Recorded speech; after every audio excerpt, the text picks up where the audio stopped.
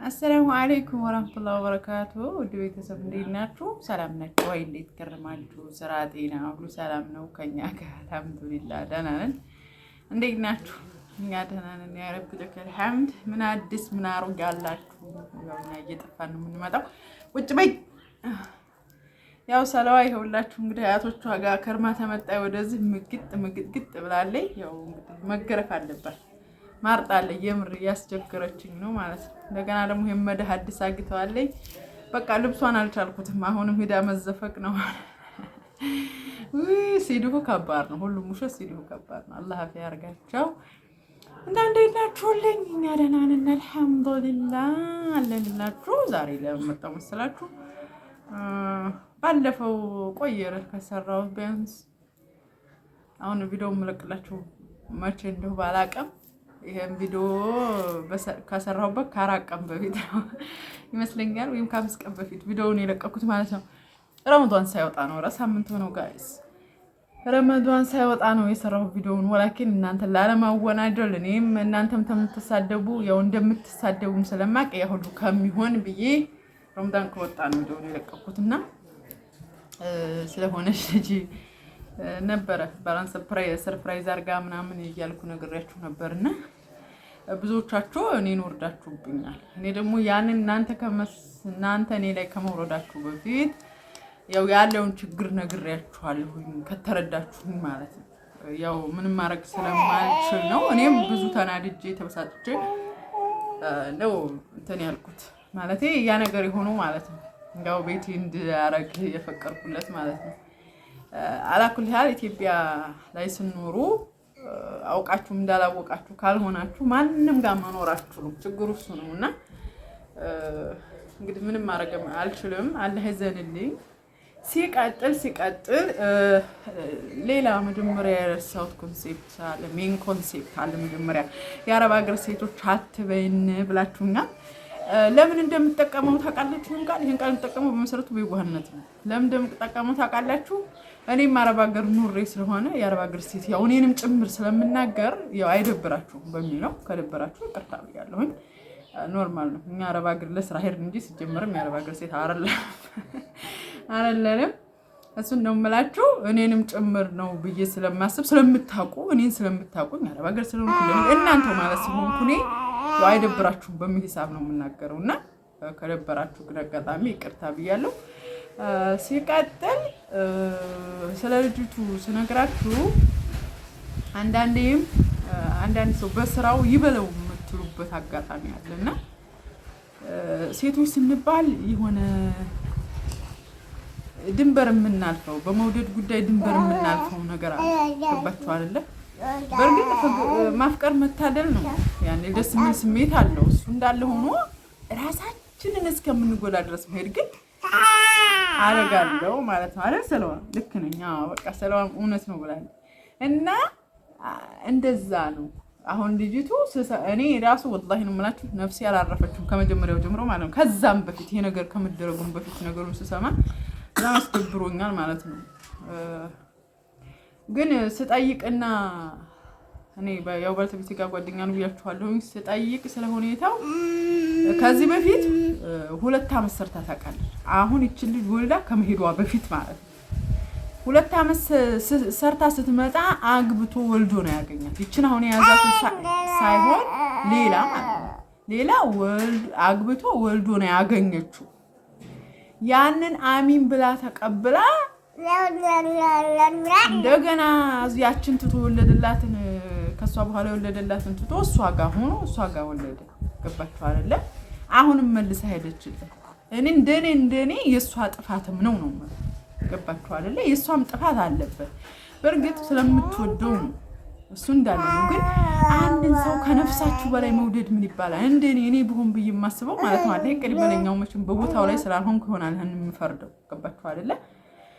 እንደኔ ቢሆን እየሳስበው ግን ይችላል ጎጆ ላሸንፍ ብላ ለስራ ብላ ነገ ተሻለ አደርጋለሁ ብላ ነው ሄደችዋ። እሱም ያን ያክል ያን ማሳደር ሳይችል ቀርቶ ነው ያንን ፍላጎቷን ማሟላት ሳይችል ቀርቶ ነው አይደል? ይሰደራል።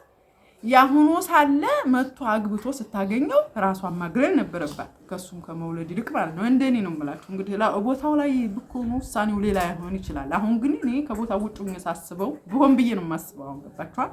እንደዛ ብዬ ነው የምናገረው። እና ሲጀምር ለምን ቀጠለች? ኦኬ ይሁን በቃ በስህተት ነው ምናምን ብሎት ሊሆን ይችላል። ካገባች ደግሞ ለምን ሄደች? ለምን አፈርደች ብልቶ አያሳድራትም። ካላሳደራት ደግሞ ለምን ከሱ ውጭ ሆና አልሄደችም? ገባችሁ አይደለ? እስከዚህ ድረስ መስዋዕት መክፈል ለምን አስፈለገ? እኔ ጥያቄ። አንዳንዴ ሰው በራሱ ጊዜ ራሱን ሲገልታ ያላችሁና አሁን እንግዲህ እንደዛ በድሏት ሁለተኛ አምና እንደገና ደግሞ በዚህን ያክል ደረጃ በሙሉ ልፋ አምና መዝረክረክ የሷ ስህተት ነው ባይ ነኝ እኔ። ወላሂ አለም በስ አላህ ይዘንላት አላ ኩል ሐል አሁን እየተጎዳች ስለሆነ ያለችው ማለት ነው። እና ብዙ ጊዜ ደግሞ አንድ ይሄ ስህተት ነው። ብዙ ጊዜ ወንዶቹ ጠገቡበት፣ ሴት የጠገበችበት ቤት አታድርም ይላል። ይልቁንስ ወንድ ነው ጠገበበት ቤት የማያድረው ማለት ነው። ለምን እንዳልኩ ታውቃላችሁ? ይቺ ልጅ ያሁን የቅርብ ስለሆነ እሱ ስለነገረኝ ነው ሂስትሪውን። ይቺ ልጅ በጣም ስለምወደው ነው በጣም ትንከባከበዋል። ተመጥም በላይ ገባችኋል?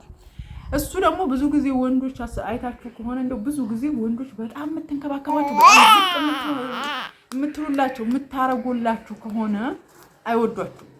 እኔ ከዚህ አንጻርም ሊሆን ይችላል።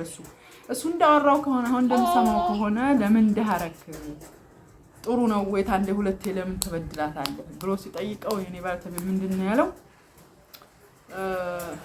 እኔ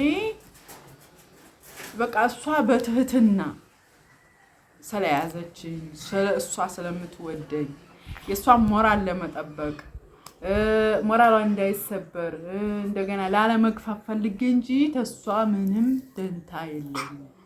ምን ያለ እንደውም አሁን የያዛትን እንደምወዳት ለእሷ ግን ያን እንደሆነ ማለት ነው። ስለዚህ ክፍታ ምን አፋን ትከፍታለህ አንተ እንደስስቲች እሺና ትክፈቺ ሲጀመር ካካ ነው ካካ አሸው ፊት አፍ ከፈታል እንደማየው ወይ አፍቆ ከፈቱ ምን ከኩዋዩ ጉፋን ይዟታል ወላይ ይኔ ትርክርክ ጉፋኒቱ ይዛት ልጅ እና ለሷ ምንም ደንታ እንደሌለው ነው ልጁ እየተናገረ ያለው ማለት ነው። አሁን ምን ሊበቃ ነው ነገጧል ይችሊ መንጣፋ አይቀርም።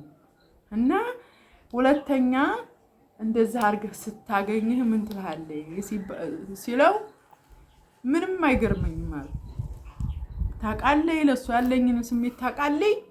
ብፈልግ የሁለት ተቀመጥ ባፈልግ ደግሞ እኔ እስከዛሬ ያጠፋሁበትን ገንዘብ አጥፍቼባታለሁ። ካሁን በኋላ ግን አላጠፋባትም። ገንዘቧን አንድ ሁለት ያስቀምጣለሁ። አሁን ደግሞ እዛው እሱ አለበት ሀገር ቦታ ገዝቶላታል እና ያንን ቤቷን ሰርቼ አስረክባለሁ። ከወደደኝ ደስ ካላት የሁለት ተቀመጥ፣ ካልወደደኝ ደግሞ ቤቷን አስረክቤ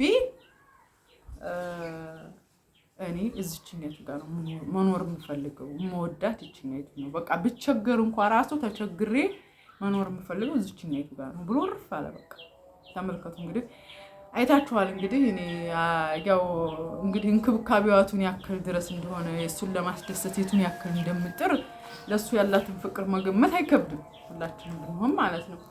እና የሁሉ የሚያደርገው ምንድነው ለሷ ያለው ስሜት በጣም ይወረደ ስለሆነ ነው ማለት ነው። አለኩልታል በደል አይደለም አይባልም። መጀመሪያውን እሱም ይሄን ያክል ስሜት ከሌለው ማራቅ ነበረበት ከራሱ።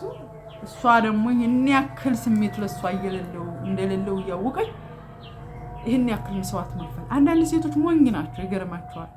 የባላቸውን ችግር ያውና የሆነ በገንዘብ ይዘዋለሁ በገንዘብ እንትን ስለው በቃ ሳስመቸው ይኖራል አይነት ነገር የሚያስቡ ሴቶች አሉ። ብዙ አሉ የምናውቃቸው ከአሁን በፊት የማውቀው እኔ ማለት ነው።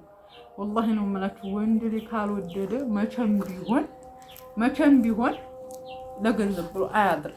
ሲወድ ብቻ ስሜትም የለውም እኮ ሰው ካልወደደ። በነገራችን ላይ ገና ገንዘብ አለው።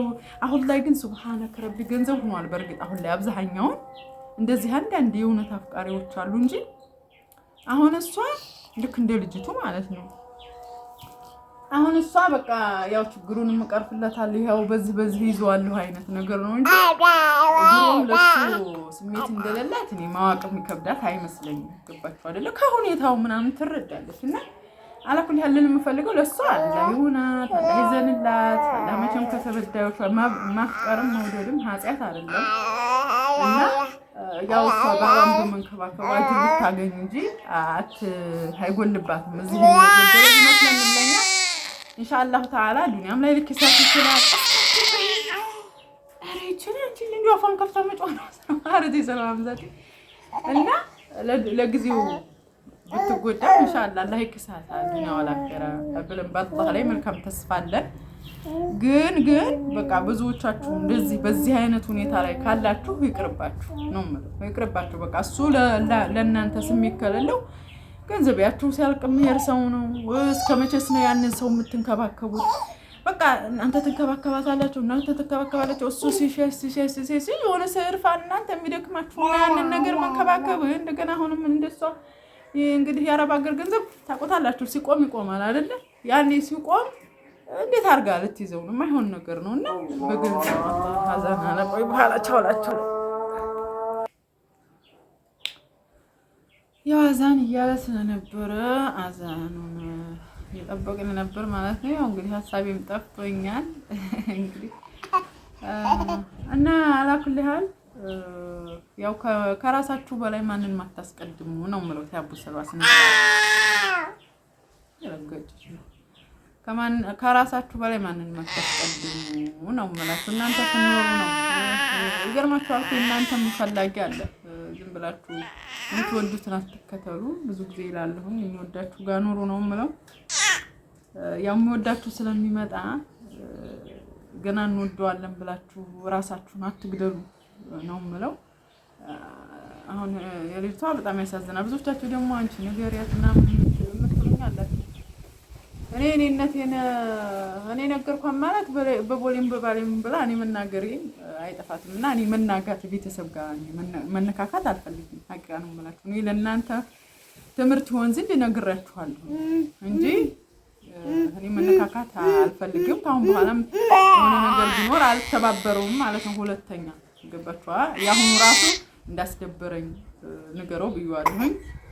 ያው ነግሮታል ማለት ነው። ያው ይሄን ሲነግረው ነው ራሱ ተረተረቱን ያወራው ማለት ነው። በጣም አስቸጋሪ ነው ወንዶች ነገር።